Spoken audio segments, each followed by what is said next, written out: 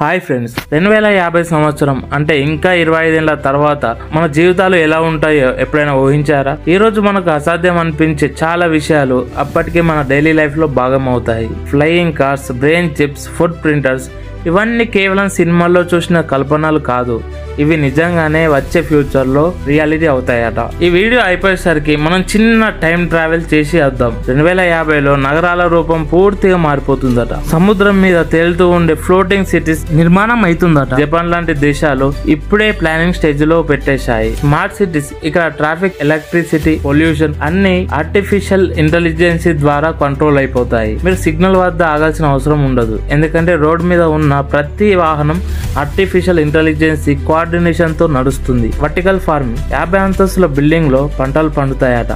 హైదరాబాద్ లో చార్మినార్ పక్కనే ఒక ఫార్మ్ టవర్ ఉంటే ఊహించుకోండి ఎలా ఉంటుందో. ప్రయాణం కూడా పూర్తిగా మారిపోతుంది. ఫ్లయింగ్ కార్స్, ఇవి ఇక సైన్స్ ఫిక్షన్ కాదు, 2050కి సాధారణంగా కొనగలిగే వాహనాలుగా మారిపోతాయి. హైపర్ లూప్ రైల్, ఒక్కసారి ఊహించండి, హైదరాబాద్ నుండి ముంబైకి కేవలం 30 నిమిషాల్లో చేరిపోవచ్చట. ఎందుకంటే ఇది వాక్యూమ్ టనల్స్ లో గంటకు 1000 కిలోమీటర్ల వేగంతో నడుస్తుంది. అండర్ వాటర్ మెట్రోస్, సముద్రంలో ట్రాన్స్పరెంట్ ట్యూబ్స్ లో వెళ్లేటప్పుడు పక్కనే డాల్ఫిన్స్, తిమింగలాలు ఈదుతూ ఉన్న దృశ్యాలు మనం చూడొచ్చట. ఇంకా స్పేస్ టూరిజం, చంద్రుడిపై ఉన్న హోటల్స్ లో ఫ్యామిలీతో మనం సెలవులు గడపచ్చట. భవిష్యత్తులో గొప్ప మార్పులు మనిషి శరీరంలోనే వస్తాయి. అప్పటికి మనుషులు సగం రోబోగా, సగం మానవునిగా ఉంటారట. సైంటిస్టులు మనిషి జీవితం 150 ఏళ్లకు పొడిగించాలని చూస్తున్నారు. 2050లో మన ప్రతిరోజు జీవితం సినిమాలా మారిపోతుంది.